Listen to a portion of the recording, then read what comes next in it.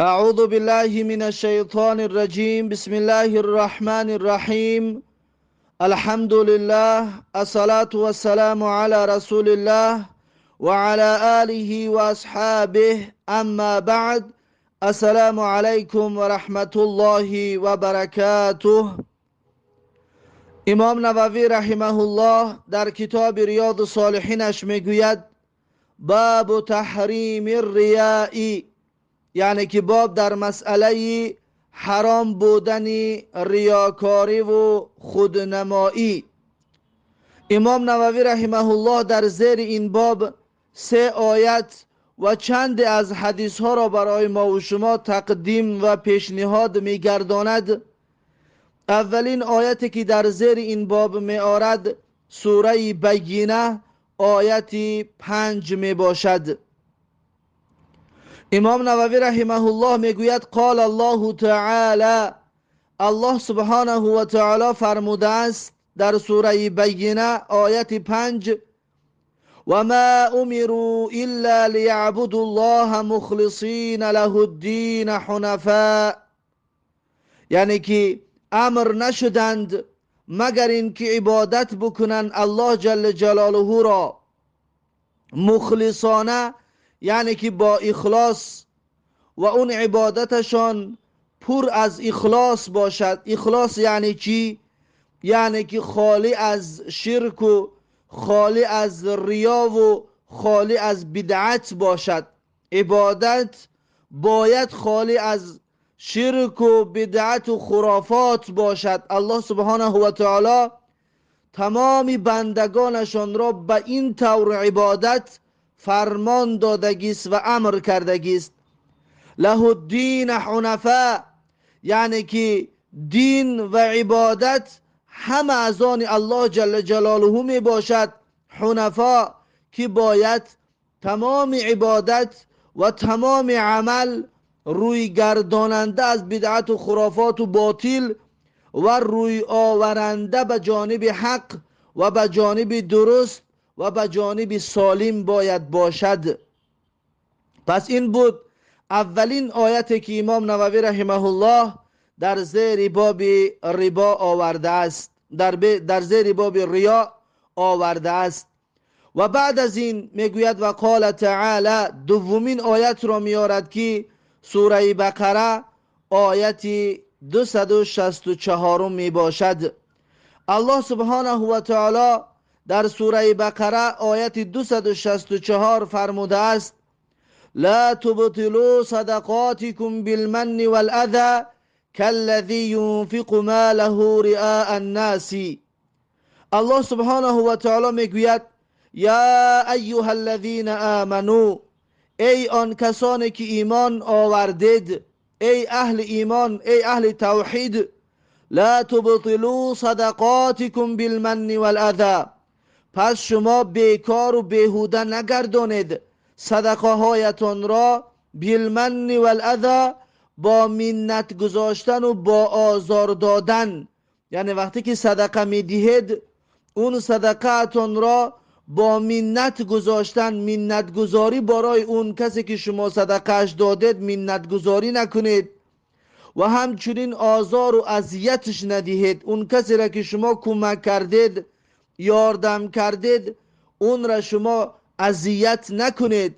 کالذی ینفق ماله رئاء الناس، به مثل کسی که انفاق میکند و به مثل کسی که صدقه میدهد مالش را رئاء الناس، به خاطر خودنمایی، به خاطر آنه که مردم این را ببیند، مالش را مردم ببیند، صدقه کنیش را مردم ببیند که این انسان چقدر انسان صدقه کننده است. گفته با این نیت هر کسی که صدقه میکند پس صدقه اون باطل است و صدقه اون ثواب ندارد، بلکه صدقه اون پر از گناه و معصیت می باشد. پس این بود دومین آیتی که امام نووی رحمه الله در زیر باب حرام بودن ریا و خودنمایی آورده است. بعد از این سومین آیت را امام نووی رحمه الله می آورد، می گوید و قال تعالی الله سبحانه و تعالی فرموده است سوره نساء آیت 142. الله سبحانه و تعالی میگوید یراؤون الناس ولا یذکرون الله الا قلیلا، یعنی که یراؤون الناس یعنی این انسان ها در پیش مردم عملهای را انجام میدهند، در پیش مردم خودنمایی میکنند. ولا یذکرون الله الا قلیلا، اما در واقعیت اینها الله را ذکر و یاد نمی کنند مگر خیلی کم. و اینها در پیش مردم وقتی در نزد مردم می روند میبینی یاد الله میکنند و سبحان الله و الحمدلله میگویند. در نزد مردم که شد میبینی خودنمایی کرده نمازهای نافله میخواند، نمازهایش را طولانی میکند. میبینی که یک انسان بسیار با تقوا خودش را وانمود میکند، اما در تنهایی برود، اما خودش تنها بماند، لا یذکرون الله الا قلیلا، خیلی کم و کم الله جل جلاله را یاد میکند. پس این هم از نشانه ریاکاری است که انسانهای ریاکار این صفت را با خودشان دارند.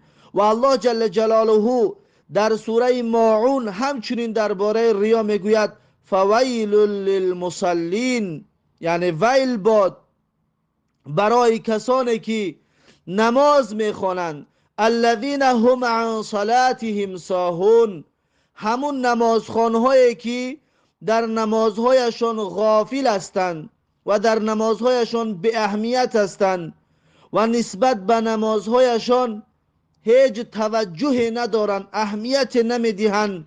الذین هم یراؤون، و همون کسانی که خودنمایی میکنند، یعنی که کسانی که نه در نمازشان به اهمیت هستند یا کسانی که نماز را به خاطر ریا میخوانند، پس الله میگوید فویل للمصلین، ویل باد، آتش جهنم باد یا همون وادی ویل برای کسانی که نمازهایشان با این صفت هستند که غافل و بی توجه و بی اهمیت نسبت به نمازهایشان هستند یا نمازها را میخوانند به خاطر دیدن مردم و به خاطر خودنمایی و به خاطر انجام دادن ریا.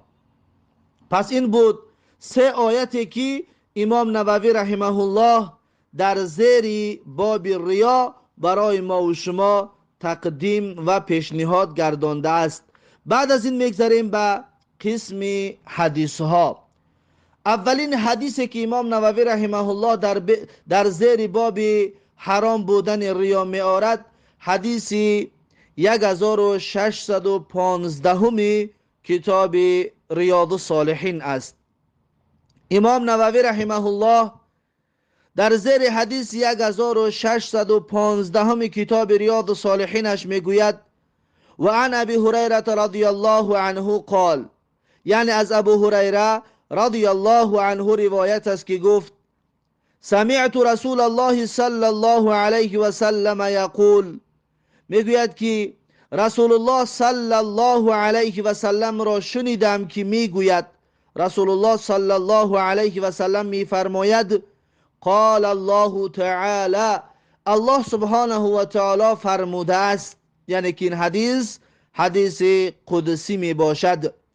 الله سبحانه و تعالی میگوید انا اغنى الشرکاء عن الشرک، الله میگوید من بینیازترین شریکان از شریک هستم. الله سبحانه و تعالی میگوید من نیاز و احتیاج به شریک ندارم و من میگوید بینیاز هستم، محتاج نیستم به شریک. چی طوره که بنده بسیار حالتهای هست که احتیاج به شریک دارد که کمکش بکند، در برش برابر شود و همراه اون یاردمش بکند. الله سبحانه و تعالی میگوید من هیچ احتیاج به شریک ندارم، محتاج شریک نمی باشم. من عمل عملا اشرک فیه معی غیری، الله جل جلاله در این حدیث قدسی میگوید هر کسی که عمل را انجام بدهد شرک بیارد در اون عملش همراه من غیر من را میگوید، یعنی هر کسی که در عمل شرک انجام بدهد الله میگفته است که ترکته و شرکه، من اون انسان را با شرکش، با اون عمل شرک آمیزش هر دویش را ترک کردم، هر دویش را یک جانب گذاشتم. پس ببینید که الله سبحانه و تعالی هیچ نیاز احتیاج به شرک ندارد. پس باید بنده در عملهایش سعی و کوشش بکند که به بدعت و به شرک و به ریا انجام بدهد، زیرا اینکه ریا همچنین از قسم شرک می باشد. ریا یعنی که امام نووی رحمه الله این حدیث را چرا در زیر باب حرام بودن ریا آورد؟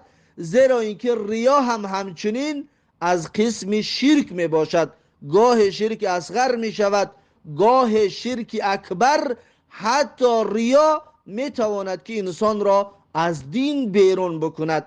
به اندازه شرک اکبر که رسید انسان را از دین، از اسلام، از آیین محمدی صلی الله علیه و سلم بیرون میکند.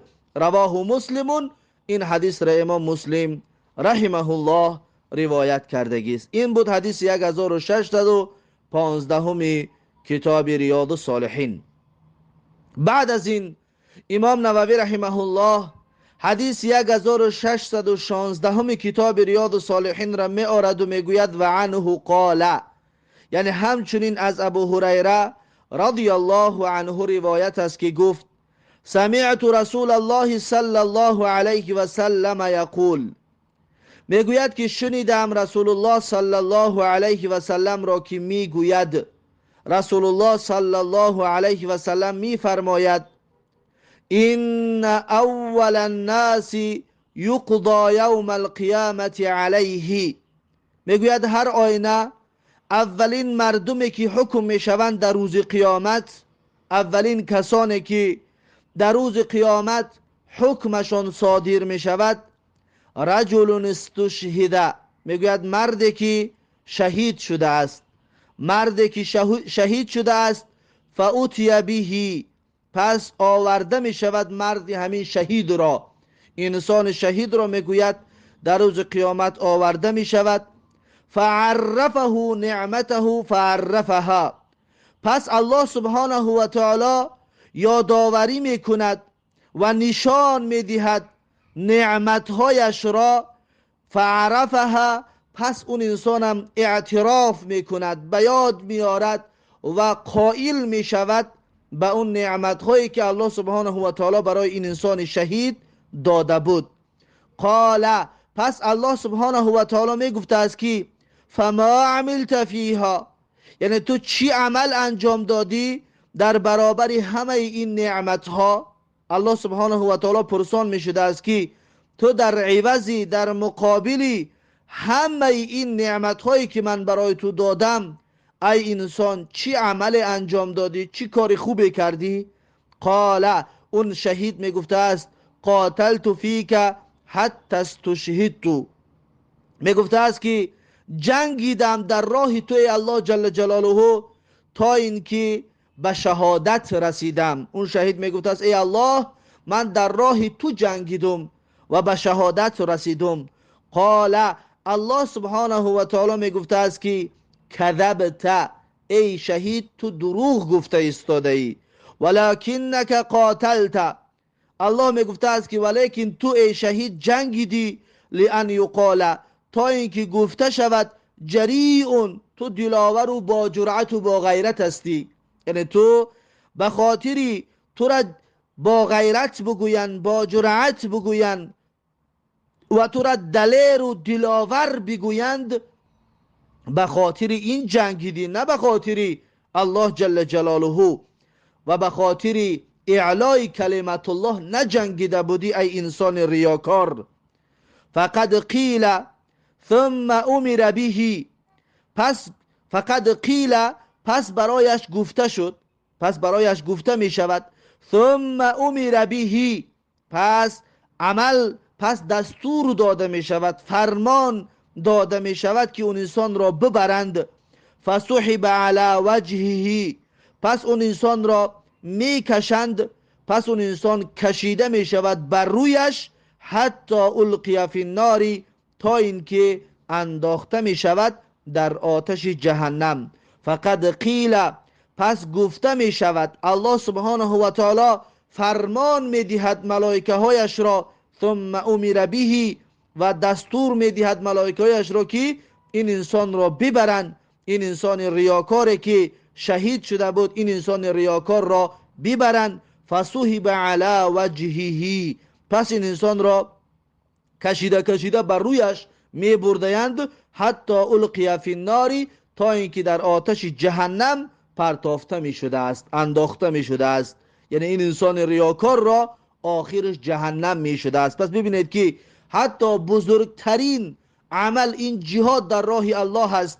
این انسان اگر این جهادش را سالم درست نکند و نیتش را با این جهادش درست و مطابق فرموده الله و رسول نکند، حتی این جهادش علیه اون انسان می باشد، اون انسان را به جهنم می برده است. این عمل و این نیت ناپاکش و نیت نادرستش سبب می شده است که اون انسان را به آتش جهنم می کشانده است.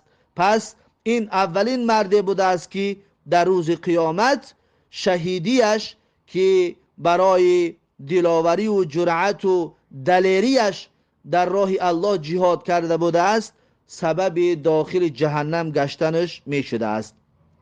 و بعد از این میگوید و رجل، و مرد دویم را می آرند، تعلم العلم و علمه، اون مرد دویم تعلیم گرفته است علم را، یعنی آموخته است علم را، طالب علم شده است و خوانده است و علم گرفته است.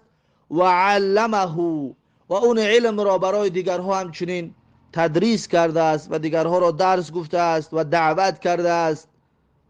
و قرأ القرآن، میگه این انسان را میارن که قرآن خوانده است.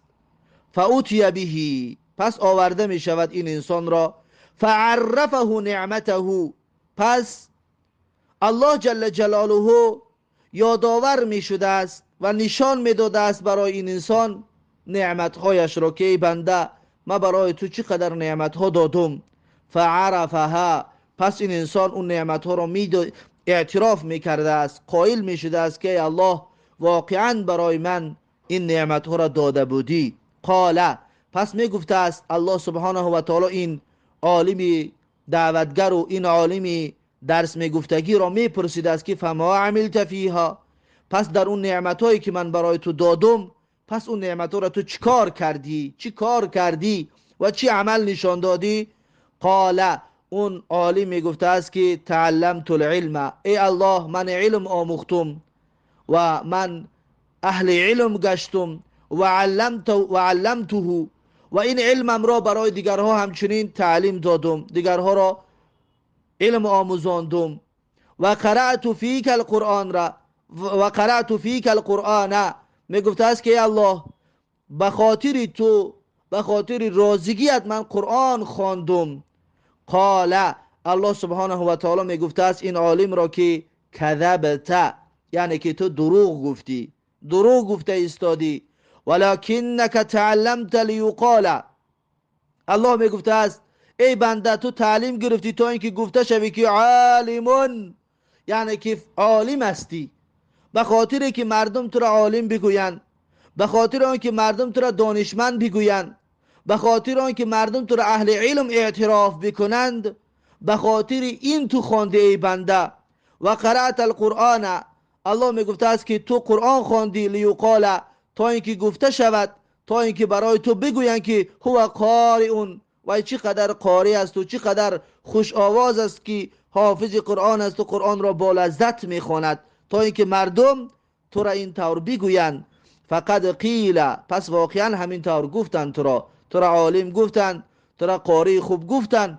ثم امر به، پس امر کرده می شود، الله سبحانه و تعالی امر می کرده است ملائکه هایش را که این انسان را به دوزخ ببرند. فسحب علی وجهه، پس این انسان را کشان کشان بر رویش می بردند حتی القی فی النار، تا اینکه در آتش جهنم پرتافته می شده است این انسان. یعنی انسان را کشیده از پایهایش، کشیده کشیده که بر رویش به طرف زمین است، کشیده کشیده به سوی جهنم میبرند و در جهنم، در آتش دوزخ این انسان ریاکار را میپرتافتند. حتی ببینید که در علمگیری و در تعلیم دهی و در آموزانیدن و در آموزش باید انسان نیت خالص داشته باشد تا اینکه این زحمتهایش برباد نرود، تا اینکه این دعوتهایش برباد نرود. فقط به خاطر رازگی الله جل جلاله انسان باید عمل را انجام بدهد.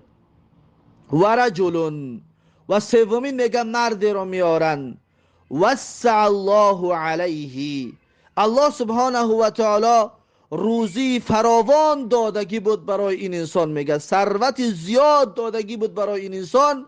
الله جل جلاله این انسان را میارد، یعنی انسان بای، انسان ثروتمند، انسانی که مالدار هست، الله جل جلاله این انسان را می آورده است.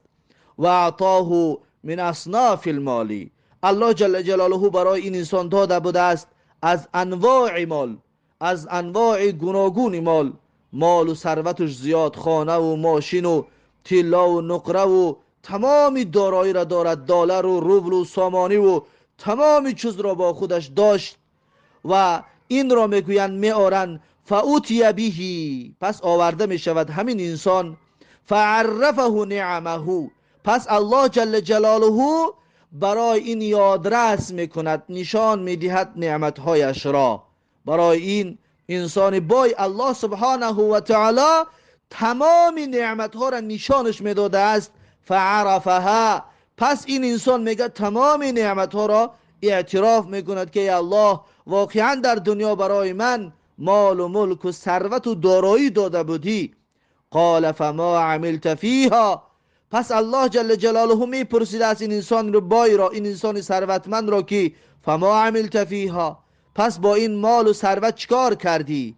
قال، میگفته است که ما ترکت من سبیل تحب ان ينفق فیها الا انفقت فیها لک، میگفته است که الله ترک نکردم راهی را که تو دوست میداری که انفاق کرده شود در اون راه، مگر اینکه من انفاق کردم و صدقه کردم در اون راه فقط به خاطر تو ای الله.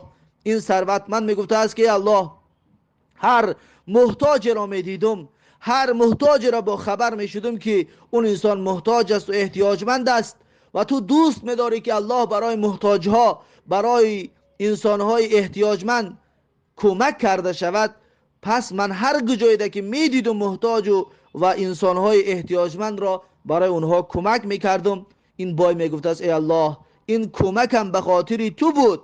قال، الله جل جلاله میگفته است که کذبت، این دروغ گفتی، تو دروغ میگویی. ولکنک فعلت لیقال، الله میگفته است که تو این کار را انجام دادی تا اینکه برای تو بگویند که هو جواد، اون انسان چقدر انسان بخشنده و سخاوتمند است. یعنی به خاطر مردم تو را سخی بگویند، به خاطر اینکه مردم تو را جواد و بخشنده و بسیار انسان سخاوتمند و صدقه دهنده بگویند، تو به خاطر این کار رو انجام دادی. فقط قیل، پس واقعا برای تو گفته شد، واقعا تو را گفتن که تو سخاوتمند هستی، در دنیا تو را مردم یک انسان سخاوتمند و یک انسان صدقه دهنده میشناختند. ثم امر به، پس امر کرده می شده است که این انسان را ببرن به جانب دوزخ. پس الله جل جلاله امر می کرده است که این بای را به طرف، این ثروتمند را به طرف دوزخ ببرید. فسحب علی وجهه، پس کشان کشان این انسان را بر رویش می بردند. ثم القی فی النار، پس این انسان را در آتش، این بای ثروتمند ریاکار را در آتش جهنم پرتافته می شده است. پس عاقبت این صدقه که با ریا بود، صدقه که به خاطر تعریف و توصیف مردم بکنندش به خاطر این بود، عاقبتش این انسان را به آتش جهنم می کشاند. یعنی که این صدقهش به ضرر اون انسان می باشد. رواه مسلمون، این حدیث را امام مسلم رحمه الله روایت کرده است.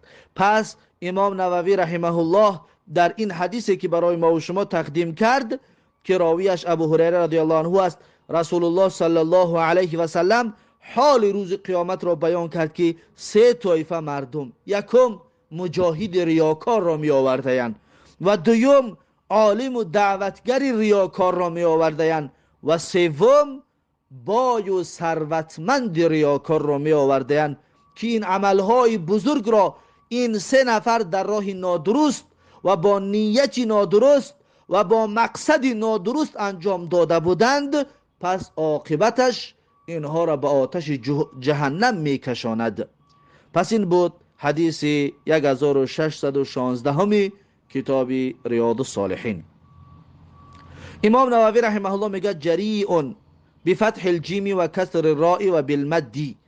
جریء یعنی که را را کسره کن و جیم را فتح کن با مد. جریء ای شجاع حاذق، یعنی انسان بخشنده و انسان شجاع و انسان با غیرت و انسان دلیر را میگویند. پس این بود یک معنای از کلمه های این حدیث که امام نووی رحمه الله برای ما و شما تقدیم گردانید. بعد از این امام نووی رحمه الله حدیث 1617 کتاب ریاض الصالحین را می آورد. امام نووی رحمه الله در زیر حدیث 1617 کتاب ریاض الصالحینش میگوید و عن ابن عمر رضی الله عنهما، یعنی که از ابن عمر رضی الله عنهما روایت است، ان ناسا قالوا له، میگه مردم گفتن ابن عمر رضی الله عنه را، انا ندخل علی سلاطیننا، گفتن که بزرگوار ما نزد پادشاهایمان می درایم، نزد سلطانهایمان می درایم. فنقول لهم بخلاف ما نتکلمو، پس گفت اونها را میگوییم بخلافی بر ضد مقابل آن چیزی که ما میگوییم. اذا خرجنا من عندهم، وقتی از پیششان به بیرون برآمدیم، از نزدشان دور شدیم، چیزی دیگر میگوییم. یعنی که در نزد پادشاهایمان، حاکمهایمان چیزهای را میگوییم که در بیرون چیزها را نمیگوییم. منظور چی است؟ منظور یعنی که بر پادشاه، بر حاکم دروغ میرسانیم که مردم حالش خوب است، مردم درست و سالم هستند، مردم مشکلات ندارند، اما در واقعیت این طور نیست.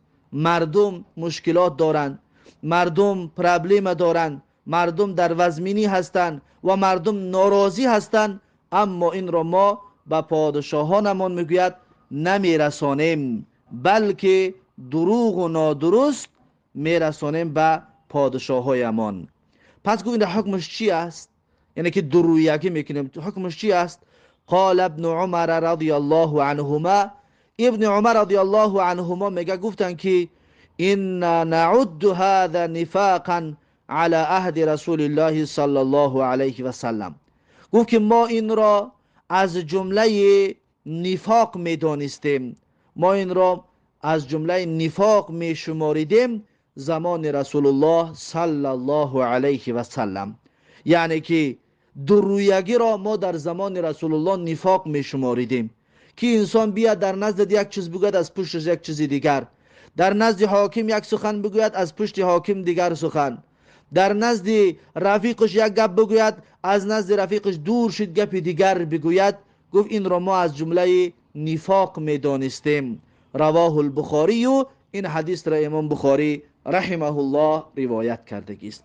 پس متاسفانه این عمل چقدر در این شب و روز زیاد شدگی هست، چقدر زیاد شدگی است که مردم نفاق و منافقی میکنند و مردم چقدر در نزدت می آید خوش زبانی میکند، از پشتت چقدر بدگویی میکند. حال پادشاه رمان، حال یک عالم امان، حتی یک انسان عادی را رفیقش میاد در رویش چقدر خاکزنی میکند، چقدر خوش زبانی میکند، چقدر خنده میکند، چقدر تعریف و توصیف میکند، اما از پشتش میرود چی دشنامهای در نسبت به این رفیقش نمیگوید، چی سخنهای بدی نسبت به این رفیقش نمیگوید. پس ببینید نفاق چقدر زیاد شده که اکنون حاکم وقتی از پشت یک انسان عادی اینطور باشد، از پشت حاکم چقدر یا در نزد حاکم چقدر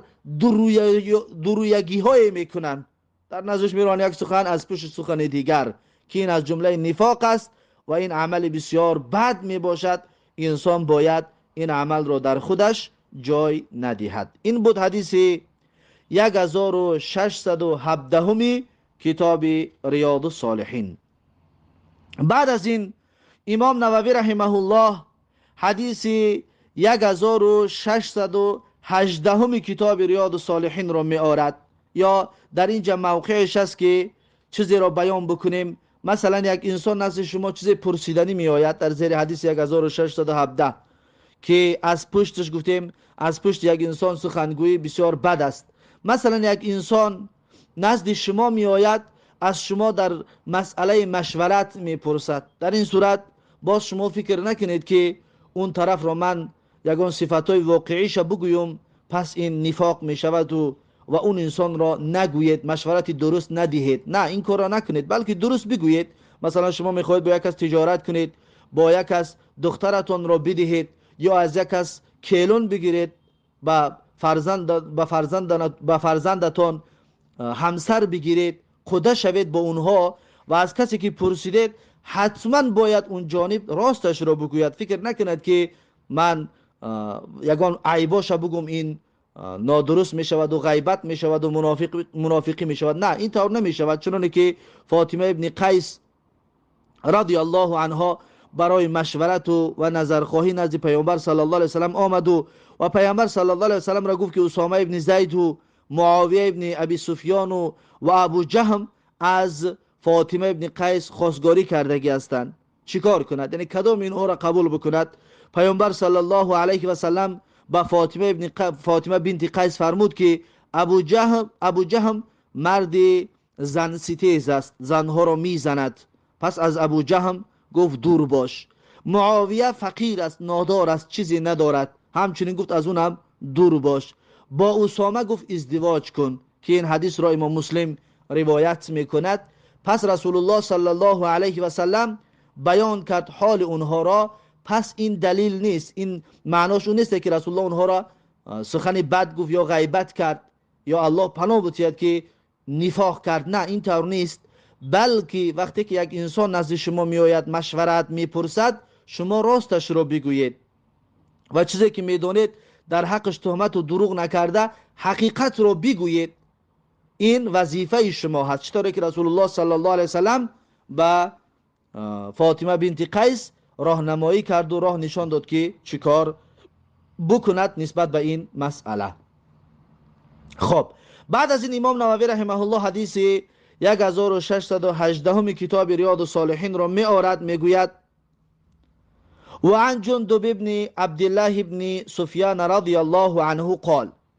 امام نووی رحمه الله در زیر حدیث 1618 کتاب ریاض الصالحینش میگوید از جندب ابن عبدالله ابن ابی سفیان رضی الله عنه روایت است که گفت قال النبی صلی الله علیه و سلم، میگوید که رسول الله صلی الله علیه و سلم فرمودند من سمع الله به، یعنی هر انسان کار را انجام دهد برای شهرت و برای خودنمایی، سمع الله به، پس الله جل جلاله آشکار میکند حالت اون انسان را، حالت اون انسان را الله سبحانه و تعالی آشکار میکند. من سمع الله به، یعنی که هر کسی که بازگو بکند کارهای نیکش را، تعریف و توصیف بکند خودش را به خاطر شهرت و خودنمایی، الله جل جلاله آشکار میکند واقعیت اون را. سمع الله به، الله جل جلاله آشکار میکند واقعیت اون انسان را.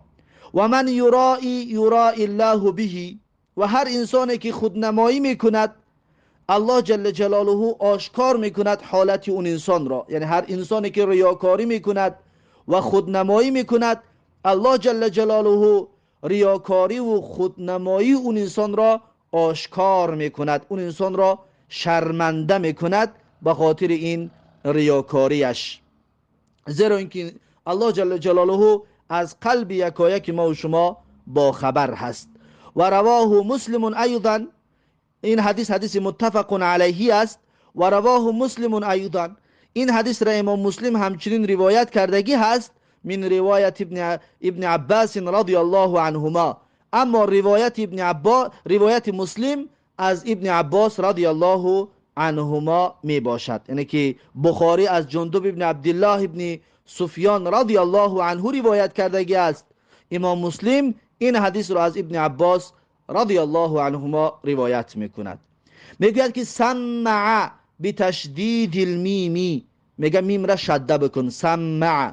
و معنای سمع یعنی اظهر عمله للناس ریاء، آشکار میکند عمل اون انسان رو الله جل جلاله برای مردم همچون ریا بودنش برای مردم آشکار میشه و مردم میدوند که انسان چقدر انسان ریاکار بوده است.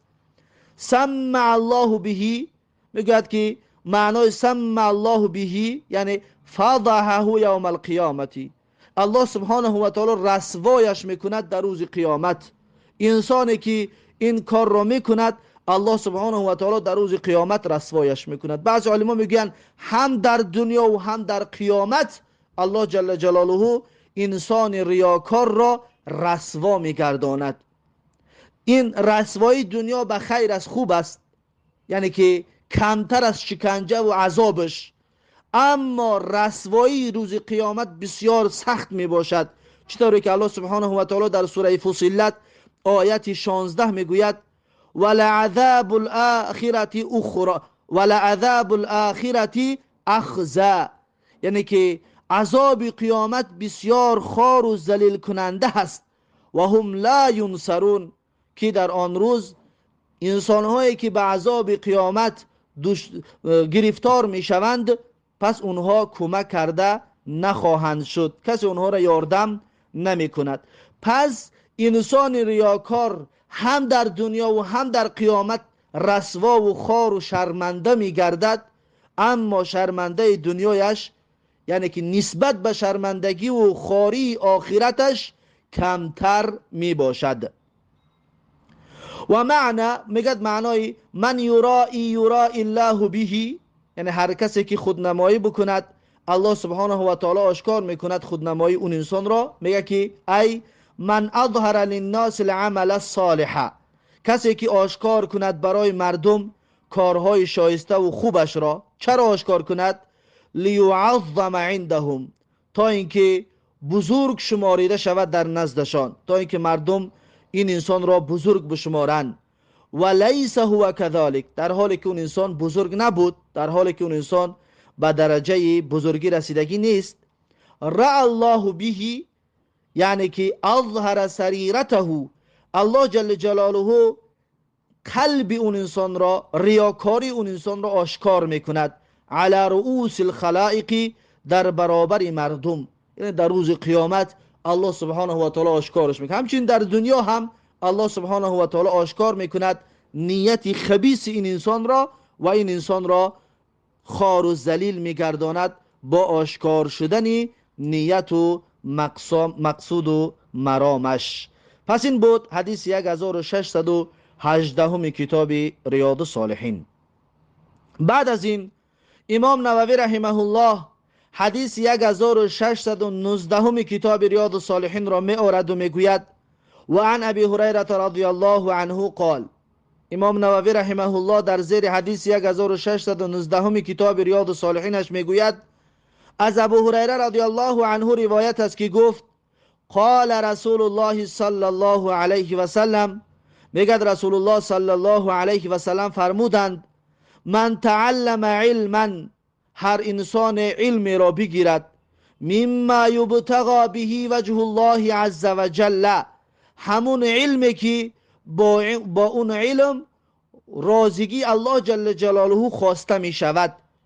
لا یتعلمه الا لیصیب به عرضا من الدنیا، یعنی این انسان اون علمی را که رازگی الله خواسته می شود اون علم را تعلیم نگرفته است مگر به خاطر دستیابی متاع دنیا، مال دنیا. یعنی که علمی که به خاطر الله باید خوانده شود و آموخته شود و یاد گرفته شود، اون علم را به خاطر مال دنیا، به خاطر متاع دنیا میخواند و میآموزد، این انسان میگه لم یجد عرف الجنت یوم القیامتی. یعنی این انسان به مشامش نمیرسد بوی جنت در روز قیامت، یعنی انسان داخل جنت نمی شود. رواه ابو داود به اسناد صحیح. این حدیث را امام ابو داود با سند صحیح روایت کردگی هست. یعنی هر انسانی که علمی که به خاطر رازگی الله خوانده می شود، یعنی علم های شرعی، علم به دو قسم تقسیم می شود، علم شرعی و علم دنیوی. پس علم شرعی را هر انسان به خاطر دنیا میخواند. مثلا میگه که من میرم قرآن حفظ میکنم، میام تا اینکه در یک مسجد امام شوم، تا اینکه در یک جا امامتی بکنم و مبلغ مال به دست بیارم، مردم مرا احترام بکنند. به این نیت و مقصد و مرام هر کسی که علم دین را میخواند، پس اون انسان به مشامش بوی جنت نخواهد رسید، یعنی انسان داخل جنت نخواهد گشت. و یا انسانی که می رود حلال و حرام را می خواند، علم می گیرد تا اینکه بیاید مفتی شود، تا اینکه بیاید قاضی شود، تا اینکه بیاید در بین مردم حکم بکند و از مردم مال بستاند و از مردم مال به دست بیارد، مال مردم را از خود بکند، با این مقصد می رود می خواند، اون انسان هم همچنین بوی جنت به مشامش نخواهد رسید. اما انسانی که می رود می خواند علم را و حافظ قرآن می شود و عالم دین می شود، می آید خدمت دین می کند، در این صورت جایز است. نیتش اگر که دنیا نباشد و رفت خواند و آمد خدمت دین کرد و در جای قاضی شد و ماهانه آیلی گرفت، این جایز و درست است. یا در که جای امام خطیب شد یا امام مسجد شد و آیلی کش دادن هر ماه، این جایز و درست است. چرا؟ زیرا اینکه انسان را نیت و مقصد و مرامش اون نبود، یعنی دنیا نبود، بلکه رفت خواند و آمد و این علمش را استفاده میبرد، همچنین برای روزگار و زندگیش چند از مال دنیا به دست می آورد. اما علم هایی که برای دنیا هست، اون را از اولش به خاطر دنیا اگر انسان بخواند، اون هیچ باکی ندارد. مانند چی؟ مانند مثلا مهندسی، انجینری. و یک انسان رفته برای انجینری بخواند، نیتش این باشد که در آینده یک انجینری کلان شود، مال و ملک و ثروت را به دست بیارد، در این صورت باکی ندارد. جایز است علم های دنیوی را به خاطر به دست آوردن مال و ملک انسان بخواند، در این صورت باکی ندارد، جایز و درست است. اون علم هایی که به خاطر رازگی الله هستند، این علم های شرعی را انسان به خاطر نیتش دنیا باشد، به دست آوردن دنیا اگر بخواند، اون حرام است، یا که انسان را از داخل شدن جنت محروم میگرداند. اما علم های دنیوی باکی ندارد که از اول انسان نیت بکند که مال دنیا را به دست میآورم. اما اگر در مقابل مال دنیا بگوید همچنین برای مسلمان ها خدمت میکنم، همچنین برای مسلمان ها خدمت انجام میدهیم بگوید، در این صورت باکی ندارد، جایز و درست می باشد. یعنی با افضل و خوبتر می باشد که انسان هم به خاطر دنیا و هم برای خدمت برای مسلمان ها علم را بیاموزد. این بود حدیث 1619 و آخرین حدیثی باب حرام بودن ریا. بعد از این امام نووی رحمه الله میگوید والاحادیث فی الباب کثیرة مشهورة، یعنی حدیث ها در باب ریا بسیار هستند و مشهور هستند و این چند حدیث را برای ما و شما تقدیم و پیشنهاد گردانید. با همین باب حرام بودن ریا به آخر رسید. بعد از این باب نو شروع می شود، باب ما یتوهم انه ریاء وليس هو ریاء، یعنی که باب در مسئله چیزهایی که تصور می شود یا به اشتباه ریا نامیده می شود، اما در حالی که در اصل اون ریا نیست. یعنی چیزهایی که انسان فکر میکند که در این چیز، در این عمل، یعنی عملهایی که انسان فکر میکند که در این عملش ریا در آمده است، اما در اصل میگه اون ریا نمی باشد. در اصل اون ریا نمی باشد. پس امام نووی رحمه الله در زیر این باب یک حدیث آورده هست که اون یک حدیث این باب حدیث 1620 می کتاب ریاض الصالحین می باشد. امام نووی رحمه الله در زیر حدیث 1620 می کتاب ریاض الصالحینش می گوید عن ابی ذر رضی الله عنه قال، یعنی که از ابو ذر رضی الله عنه روایت است که گفت قیل لرسول الله صلی الله علیه و سلم، میگوید که برای رسول الله صلی الله علیه و سلم گفته شد، یعنی پیغمبر صلی الله علیه و سلم رو گفتند که ارأیت الرجل یعمل العمل من الخیر، گفت چی میفرمایی درباره مردی که عمل خیر انجام میدهد، کار خیر میکند و یحمده الناس علیه، و گفت مردم این مرد را تعریف میکنند، یعنی یک انسان یک کار خیر میکند و مردم این انسان را تعریف میکنند، گفت در این باره چی میگوی؟ آیا ریا میشود؟ قال، رسول الله صلی الله علیه و سلم فرمودند که تلک عاجل بشر المؤمنی، تلک عاجل بشر المؤمنی، یعنی که همین کاری که مردم اون را ستایش میکنند مژده زود هنگام برای مؤمن میباشد. یعنی که الله سبحانه و تعالی عمل این انسان را قبول کرده بوده است. یعنی که یک انسان را دیدید از ریا دور است، کوشش میکند که عملش در ریا ندرآید، خالی از ریا باشد، اما با وجود این انسان سعی و کوشش میکند که کارش پنهانی باشد و مردم تعریف و توصیفش نکنند، یعنی ریا ندرآید، اما مردم باز هم این انسان را تعریف میکنند، باز هم این انسان را تعریف و توصیف میکنند، انسان چقدر انسان خیرخواه است، چقدر انسان سخاوتمند است، چقدر دعوتگر خوب است، چقدر انسان درسگو هست و چقدر انسان روی الله را میخواستگی و راضیگی الله را میخواستگی هست و مردم تعریفش میکنند.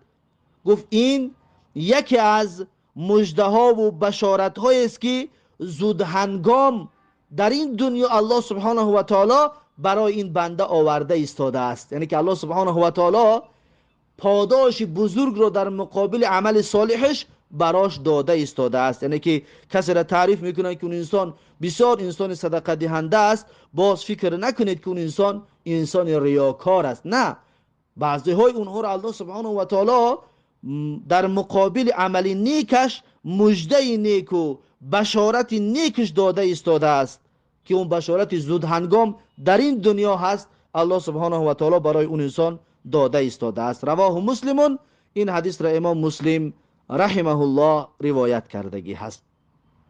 پس این بود یک حدیث در زیر این باب. و همچنین یک صفت دیگر هم که انسان یک عمل نیک را انجام میدهد، یک عمل نیک را انجام میدهد، خودش به خودش خرسند میشود، نمازش درست میخواند خرسند میشود، زکات میدهد خرسند میشود، صدقه میدهد خرسند میشود. آیا این از خودنمایی هست؟ آیا این همچنین ریا میباشد؟ آیا این همچنین نادرست است؟ نه، اگر نیتش ریا نباشد نه، جایز و درست است. زیرا اینکه رسول الله صلی الله علیه و سلم میگوید من سرته حسنته، یعنی هر انسان را که نیکی هایش خرسندش بکند، صدقه میدهد بسیار خرسند میشود، زکات میدهد بسیار خرسند میشود، وقتی یک انسان نادار را دستش میگیرد بسیار خرسند میشود، وقتی نمازاش میخواند بسیار خرسند میشود، وقتی یک کار خوب میکند بسیار خرسند میشود.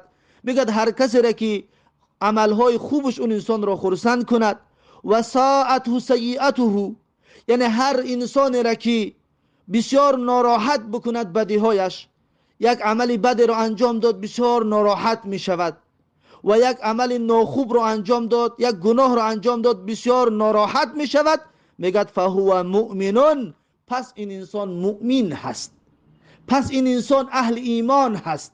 هر کسی که در خودش این چیز را داشته باشد پس این انسان مؤمن هست. پس این همچنین از جمله ریاها نمی باشد، یعنی از جمله ریا نمی باشد. مثلا یک انسان در یک عملی نیک را باید انجام میداد، انجام دادن نتوانست، بسیار غمگین شد، ضیق شد، این برای ریا نیست، بلکه از این است که این انسان مؤمن هست، از جمله ریا نمی باشد. یا یک انسان عملی نیک را انجام داد، بسیار خرسند شد و شادی کرد، این هم همچنین از جمله ریا نیست، این هم از جمله ایمان اون انسان می باشد. پس این عملها از جمله ریا نمی باشند. پس این بود یک حدیث در زیر باب مسئله هایی که تصور می شوند به اشتباه که گویا که ریا هست اما در اصل اون ریا نمی باشد. این باب هم با همین یک حدیث به آخر رسید.